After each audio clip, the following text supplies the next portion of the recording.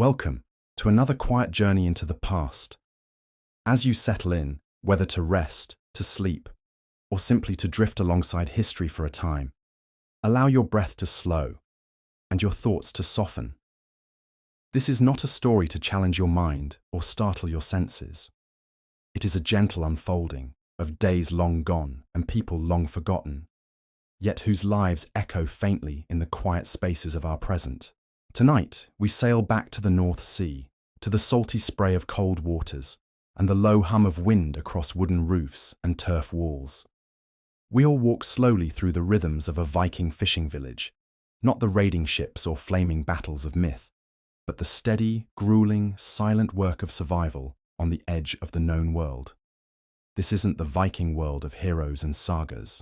This is the world of brine and frost, of calloused hands and smoked fish, of silent prayer and quiet hardship. It's a place where you wouldn't last a day, not because of blood or fire, but because of the aching constancy of labor, the cold that never leaves your bones, and the hunger that visits more often than not. Close your eyes if you'd like, or let them wander as your mind drifts toward the northern shorelines, to the Viking fishing village, and the lives hidden behind thick wooden doors. Imagine yourself waking before the sun, not to the sound of morning birds or the light drifting through curtains, but to darkness, a soft black quiet broken only by the shallow breath of those around you, and the faint creak of timber shifting under the weight of another cold northern night. There is no glass on the window. In truth, there is barely a window at all, only a shuttered opening in the turf-thick wall, its cracks sealed with wool and moss. The wind presses against it softly, insistently, as though it's searching for a way inside. And you are not alone. The longhouse sleeps in one breath. 6, maybe 10 people under the same low roof, all nestled into their bedding of straw and wool and sheepskin. Some snore faintly, others shift quietly, drawing cloaks tighter around their shoulders. The hearth, banked down before sleep, has left only embers now, pale orange eyes staring into the dark. The smell of last night's fire lingers, mingled with smoke, damp wool, and the scent of fish fat still clinging to your tunic. Your body aches as you rise. The stiffness is not from injury, but from constancy. Every muscle is reminded of its purpose from the day before. This ache is ordinary, familiar, a companion to daily life. You wrap your feet first in dried grass, nature's insulation, and lace the boots with practiced speed. You don't expect warmth, only a barrier from the wet and the chill. As you step outside, the sky is low and colourless. There is no sunrise in the way you know it, no golden warmth spilling across rooftops, only a pale light slowly bleeding into the sky from somewhere beyond the clouds. The air is still and damp. It smells of earth, salt, and ash. A fine mist hangs over the shoreline, blurring the distance between land and sea. The village is small, a cluster of turf-roofed longhouses, half buried into the earth, each shaped by necessity rather than design. The walls are built from timber and stone, daubed with clay and mud. Roofs are covered in layers of grass, sod, and bark. Everything here feels part of the land, grown rather than built. Nearby, a pair of goats bleat softly in their pen, while a dog, the kind bred more for alertness than affection, paces along the edge of the path, sniffing the air. You chew a mouthful of dried bread, hardened like stone but softened in warm goat's milk. There is no feast in this house, only small measures of what has lasted through the week. If you're lucky, a piece of smoked fish remains from yesterday's catch, its flavour sharp and oily on your tongue. There are no idle hours. The sea governs your time. It does not wait for preference. Its rhythm is older than any song, and you follow it without question. Today, the tide is right near dawn, and so you walk, slow-footed and quiet, to the shoreline with your father and brothers, or your uncles or cousins, family blurred into function. The boats are simple but clever, broad-bottomed skiffs, easy to row and stable in the waves, patched over years with planks and tar, their ribs worn smooth by time. You carry nets made from flax and twisted sinew. Hooks hammered from scrap iron, sharpened to a fine edge, and tied with cord made from horsehair or hemp. You push the boat into the water. The surf is low today, mercifully calm. But the sea never feels gentle. Its cold seeps into your skin, biting even through layers of wool and leather. As you row, the village behind you shrinks into the grey mist. What lies ahead is not adventure. It is work.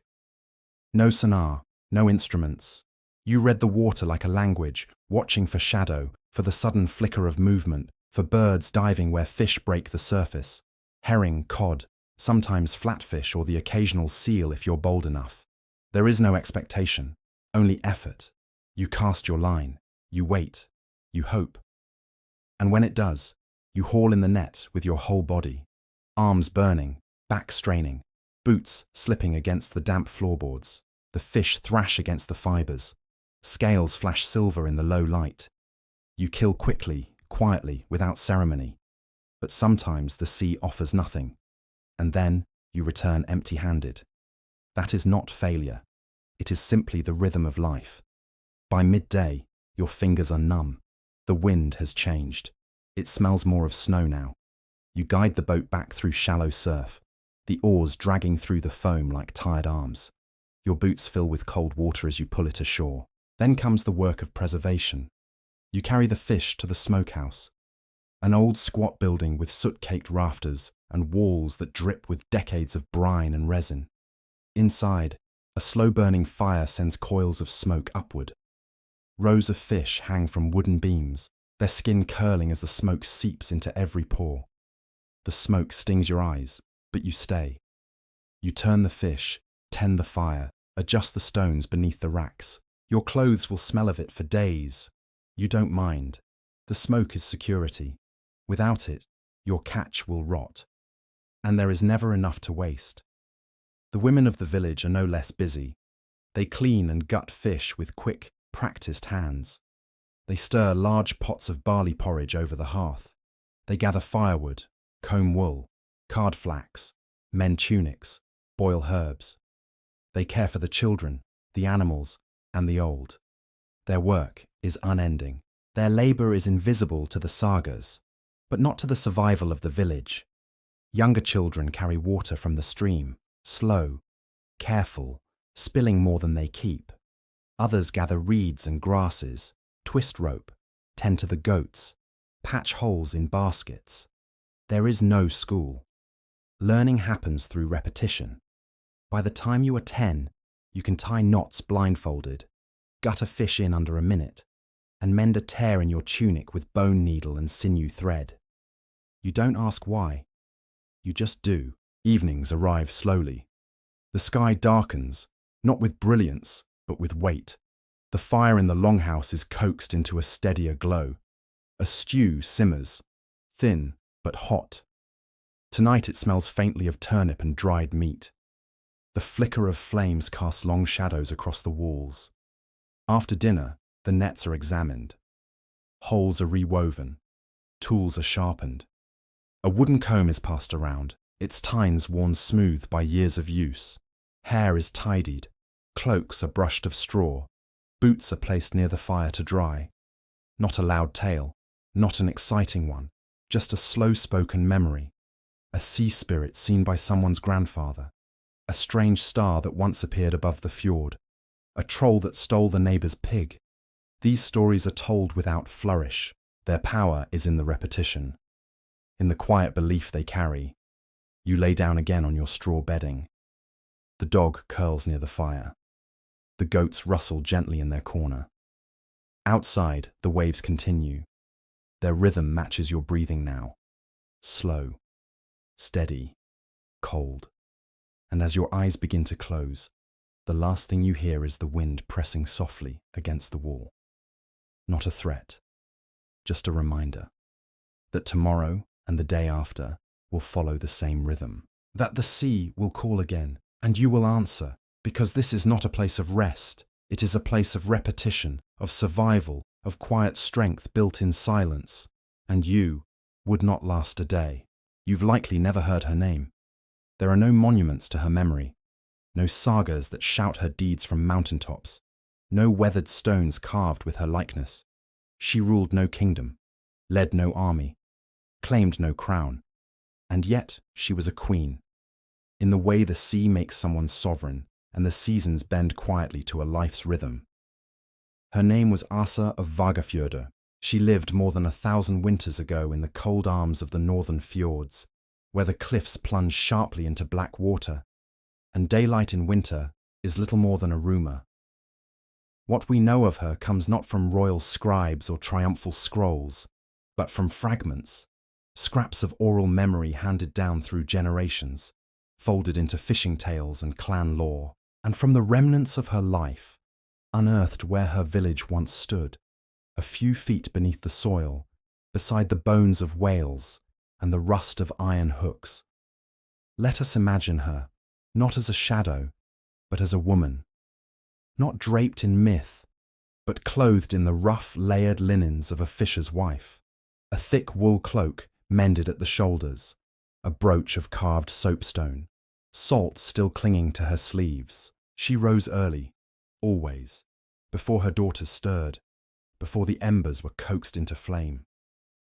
She walked alone down the slope to the water's edge, listening, not to pray, not to speak, but to feel the water. She was said to know the tide by scent, to read the sea's mood from the way mist curled above it. Men trusted her judgment more than their own maps, such as they were. Asa was not born to the sea. She came from the inland valleys, born into a shepherd's family, raised among goats and forest light, beneath wide skies. But one winter, a raiding party from a distant coast swept through her village. There was no war, no fire, only absence. Families broken apart, sons taken. She was spared, for reasons never known. She was traded like a resource, not stolen, not bought, simply moved. A token offered in alliance to a village in the fjords who needed women more than weapons. And so she arrived, young and silent, to a coast she did not know. At first, she hated the sea. Its vastness unnerved her. Its sound kept her awake. But slowly she adapted, not just in body, but in instinct. She watched, listened, learned.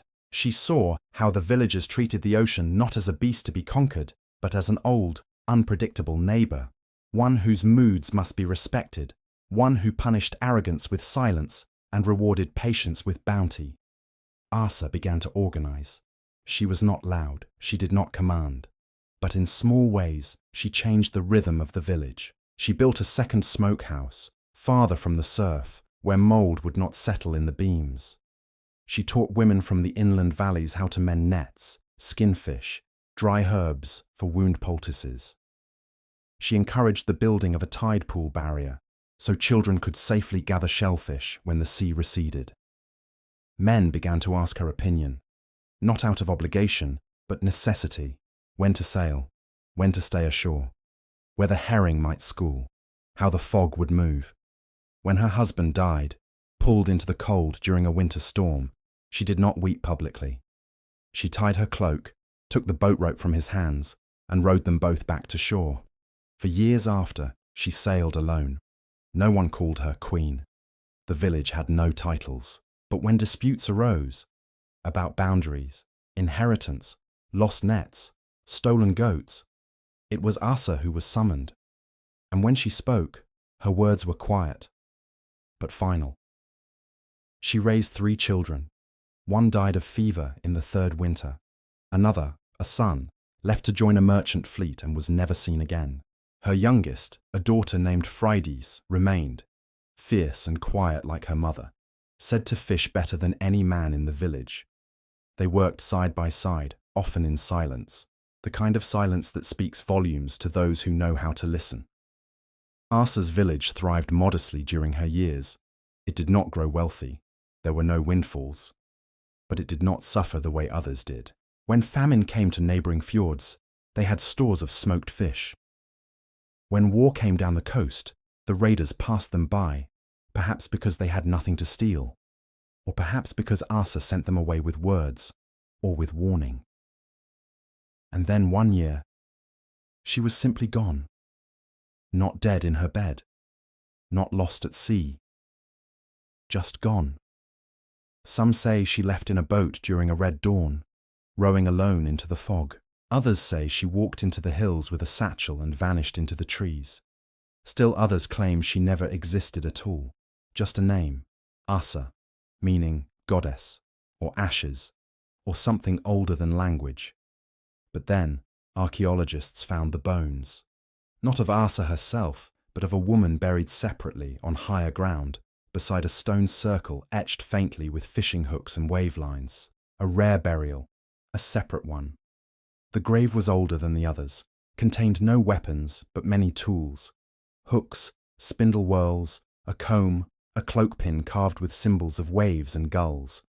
They called her the Fisher Queen, not for any crown, but for the way she seemed to hold power. Power not taken, but given freely, through knowledge, through rhythm, through calm.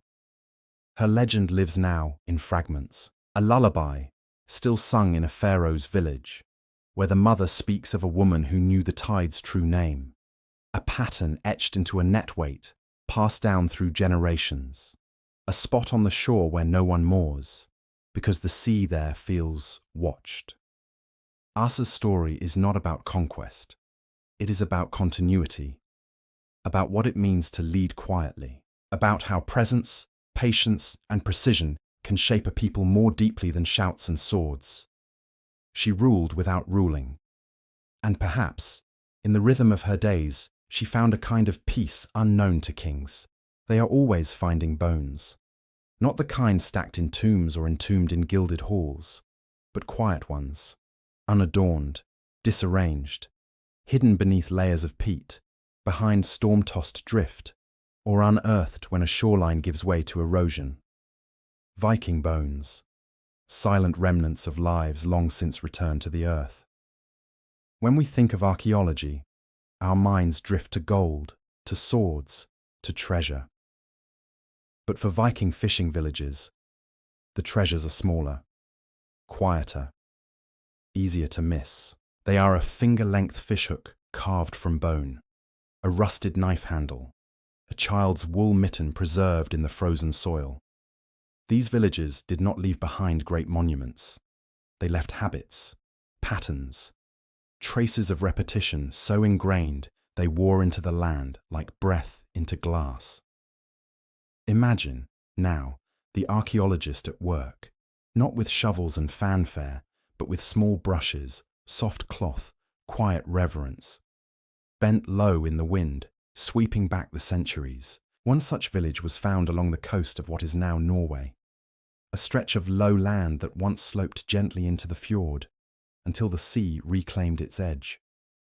What remained was buried beneath layers of peat and grass, the outlines of turf-walled homes, remnants of fish-drying racks and stone-lined fire pits blackened with soot, and among them, a grave, not marked, not raised, simple, narrow, built into the natural slope. Inside lay a skeleton, curled slightly as if in sleep, not positioned formally, but rather gently set, with care. Beside her, a series of everyday items, net weights carved from stone, the handle of a broken blade, and a spindle used to twist wool into thread. She was not a warrior, not a noble. And yet she had been buried alone, slightly uphill from the others, set apart. The bones spoke, not in words, but in the curve of the spine, in the wear of the joints, in the healed fracture of one wrist. She had worked. She had mended. She had carried and lifted and hauled and endured. The wear on her knees told of long hours by the water's edge. The pattern of muscle suggested rowing, and her spine, curved subtly left, was consistent with the repetitive casting of a net from the same side, year after year after year. Perhaps she was a fisher. Perhaps she taught others. Perhaps she held knowledge passed down through calloused hands rather than ink and script. No one will ever know her name, but the archaeologists named her anyway, simply quietly. Netmodir, the Net Mother, a nod to her labour, her lineage, the web of life she helped sustain. Her grave was not the only mystery. Near the center of the settlement, they discovered a circular pit, lined with whale bones and charred stones. It was not a hearth, it was too deep. Nor was it a midden, for it lacked the refuse of daily life. Some speculated it was a ritual pit, a place for offerings, not to gods of war, but of sea and storm. The charred bones were not human, but bird and fish, gulls, cod. Once, a seal pup, laid out in patterned rings.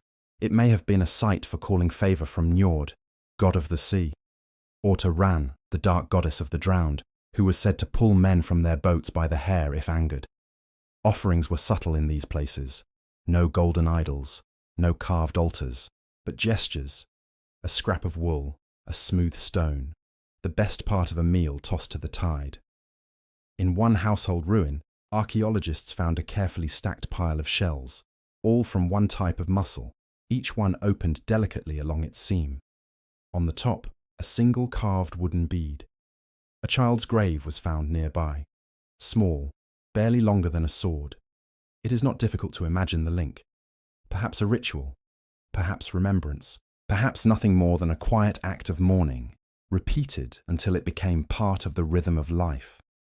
This is what archaeology tells us, not through revelation, but repetition, that even in harsh places, people sought beauty, patterns, meaning. Not all Viking Age communities were the same. The ones who lived by the sword, the raiders, the warbands, the earls, they shaped the sagas, but they were not the majority. The coastal fishers, especially those farther north, lived by the sea's rules, not the king's. These were the strandbuar, the shore dwellers. They owed loose allegiance to regional chieftains, but often lived functionally independent lives. They were self-sufficient, deeply superstitious, and wary of outsiders unless they brought trade. Language evolved uniquely in these places. Regional dialects influenced by both Norse and the tongues of travellers. Sami, Finno-Ugric, even fragments of Irish and Scottish origin carried across by drifting boats and windswept merchants. Ceremony was sparse but meaningful. The blot, or offering, was not a festival here. It was practical. A fish laid on a stone. A cup of ale poured into the sea. These gestures were woven into daily rhythm. One did not ask the gods for favour in battle, but for calm waters, a steady catch, a winter that could be survived. And their stories, though rarely written, were vivid. Tales passed down beside the fire. One story, recorded by a monk who travelled north, spoke of a sea wife, a woman with hair of eel skin and breath like tide, who appeared to those who disrespected the shore. She would steal their nets and leave their boats adrift, but if honoured with bread and salt, she would whisper the tides. Whether myth or memory, such stories shaped how people moved, where they fished, when they travelled, how they built their homes, never too close to the waterline, but never too far either. Even their burial practices reflected this relationship. Bodies were often buried facing the sea, feet inland, so that the soul might walk into the tide. Graves were marked with stones rather than crosses, sometimes arranged in boat shapes. There is a reverence to these places. To walk among the remnants of a Viking fishing village is to feel time differently, not as a story told through kings and wars, but through frost on the lintel, through the notch in a stone used to sharpen hooks, through the silent echo of footsteps along the shore. Many questions remain. Why did some of these villages vanish completely, while others endured for centuries? Why are certain coastal sites buried so deeply, while others remain exposed? Was it climate, famine, the changing temperature of the sea? Some researchers now believe that shifts in ocean salinity and herring migration patterns led to the rise and fall of entire communities. When the fish moved, so did life itself. Others suggest disease, perhaps brought not from war, but from trade. A single ship arriving with infected fleas or foreign illness could change the fate of hundreds.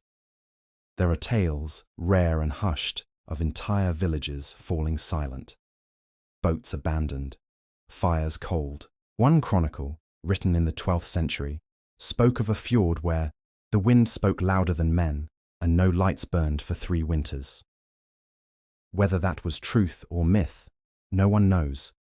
But still, the bones remain, traces of the unspoken, the unnamed. Women whose hands shaped nets, children whose laughter was lost to the tide, men whose lives were measured not in years, but in seasons survived.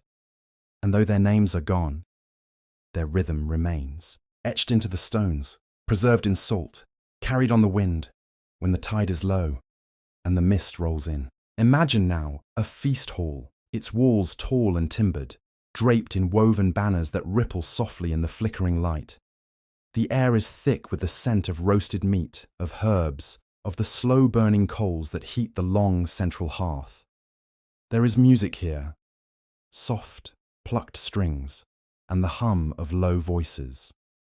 The benches creak beneath the weight of men and women dressed in dyed wool, in fur-lined cloaks, in jewellery that speaks of travel and trade. This is the world of the wealthy in the Viking Age, a world of contrast, almost unrecognisable to the quiet, labour-worn life of the fishing village. And yet they coexisted, not in isolation, but in tension. 2 parts of a single world, moving to very different rhythms. Let us walk slowly now between them, between the frost-bitten edges of peasant life and the fire-lit splendour of the elite. Let us understand what separated them, and what, despite all, still bound them to one another. The halls were more than homes. They were symbols of power, of stability, of lineage. Built from stout oak timbers and lined with carved beams, these longhouses stretched high above the landscape, visible from great distances. They were placed on raised land when possible, both to signify importance and to avoid the flood-prone lowlands where the fishers lived. Inside, the floor was packed earth, sometimes laid with woven mats or planks. Along the sides, raised platforms served as both beds and benches. The central hearth ran the length of the room, burning steadily throughout the long, dark winters. In this world, meals were not taken in silence. They were communal, ritualistic. A chieftain might host dozens, even hundreds, at a seasonal feast. Roasted boar, spiced ale, honey-soaked breads, dried fruits brought in from trade with the south. There would be gifts, armbands, cloaks, tools, distributed as tokens of loyalty. There would be skalds, poets who recited the sagas, praising ancestors, extolling the might of the hall's lord. This was not mere luxury. It was power, performed and displayed. A chieftain's strength lay not only in warriors, but in wealth, in generosity, in the ability to sustain others through the lean times. To those who lived by the fjord, these gatherings were distant echoes, stories told second-hand. Few from the fishing villages would set foot in such a hall, and if they did, it would be to deliver goods, barrels of preserved fish, woven nets, carved bone tools. In return, perhaps a silver coin, perhaps grain, but never parity. They were useful, not equal. For every noble, every jarl, every warrior sung of in the sagas, there were hundreds whose names were never recorded. The men who mended boats, the women who spun flax, the children who fetched water before their feet could touch the floor. These were the majority, and their lives, though quieter, were no less vital. The stratification of Viking society was subtle in some ways, stark in others. There were carls, the freemen, who farmed and fished and owned their own tools, their own small homes. There were thralls, the enslaved, whose lives were not their own, who could be bought and sold, whose lineage ended with them unless granted freedom. In the middle lived those with ambiguous status, dependent tenants, seasonal labourers, widows and orphans who survived through barter and grace. In the fishing villages, such distinctions were often blurred. Communities were small, interwoven. Survival left little room for hierarchy. But when viewed from above, by tax collectors, by the distant kings who sought to tame the coasts, all these souls were simply subjects. And yet, while their burdens were many, they bore them with endurance. They lived by the tide, by the grain of wood, the cycle of sun, the creak of ice in spring. They carved lives from salt and wind and ash. To walk among the rich in Viking society was to walk in colour. Dyes were expensive, indigo for blue, madder for red, woad for purples. Those who could afford them wore garments that gleamed in the dim light. Cloaks with fur linings, tunics with silk trim, brooches shaped like beasts and birds, often made of bronze or silver. Jewellery served not just for beauty, but as wealth itself. Arm rings were currency. A chieftain might break off a piece of silver ring to pay for loyalty or labour. By contrast, the fisherfolk dressed in undyed wool, in browns and greys, cloaks that smelled faintly of lanolin and smoke. Their brooches were carved from wood, antler, or, if fortunate, polished bone. Their belts held knives and pouches, not keys to storehouses. But still, they took pride in what they had. Clothing was patched with care, decorated with stitches of contrasting thread. Children wore tokens, often simple beads, to mark blessings or namesakes. Even the poorest kept items of meaning. A carved comb, a smooth stone from the beach, a bone whistle for calling sheep. These objects told stories, silently passed from hand to hand. And in the cold months, when darkness came early and snow piled high, these small comforts mattered. In the halls, warmth was constant. Multiple hearths, furs layered thick, servants to carry wood, to tend fire. Meals were varied. Fish, yes, but also meats from inland hunts, dried fruits, imported nuts and spices. Ale and mead flowed freely. Even milk, hoarded for special occasions, might be offered to guests. Illness, though ever present, could be met with medicine. Herbs brought by traders, poultices prepared by wise women or healers who served the noble families. Now consider the village by the sea. Homes built from turf, timber and stone. Roofs that leaked in the spring. Cold that crept through every seam. The hearth was the centre of all. Meals were cooked over open flame. Smoke often had nowhere to go, gathering in the rafters, blackening the wood above. Children coughed often, teeth rotted early. Wounds healed slowly, or not at all. Still, they endured. Meals were simple: barley porridge with dried fish, stews thickened with seaweed, bread when there was grain to spare. On better days, a boiled seal or a rare haunch of venison from a successful trade. There was no medicine, only knowledge.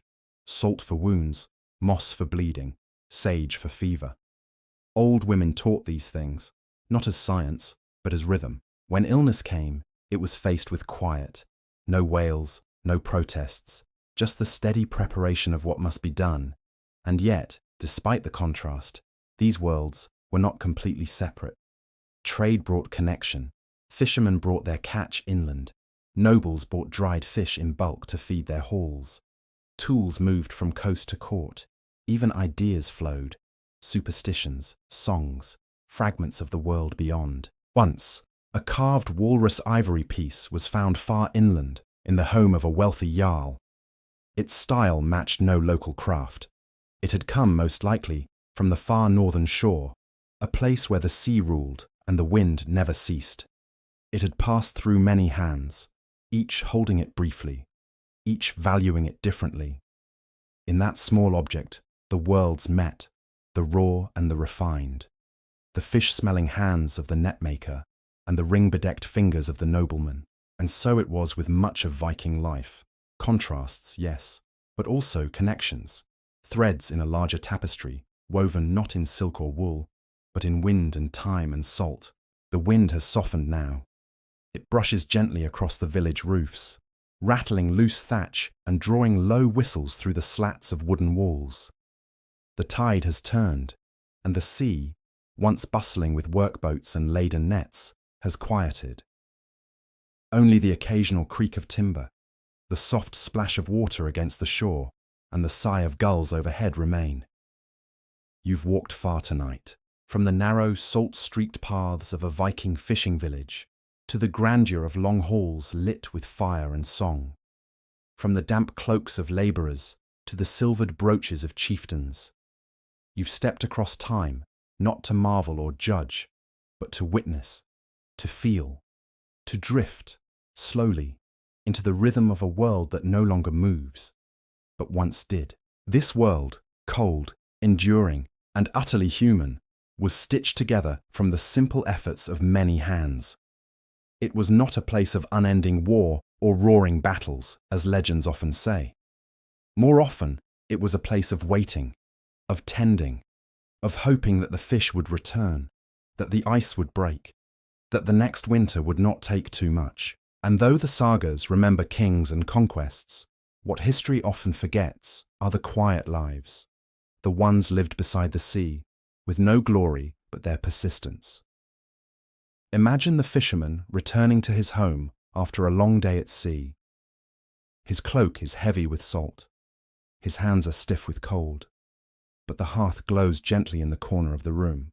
A stew simmers, a child stirs beneath blankets, and the day's silence is broken by the soft murmur of a familiar voice.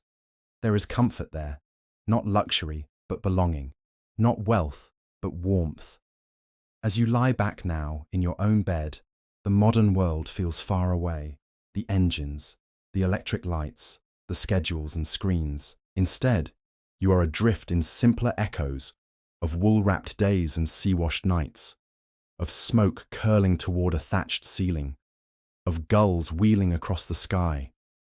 There is a kind of peace in that, a gentle reminder that life has always been a balance, between toil and rest, between fire and ice, between what was and what remains. So let your breath slow. Let the waves of history lap softly at the edges of your thoughts. You do not need to remember every detail, only the feeling of standing quietly beside a fjord, of hearing the sea breathe in the dark, of belonging to something old and enduring and deeply, deeply human. Sleep well now. The past will keep watch for a while.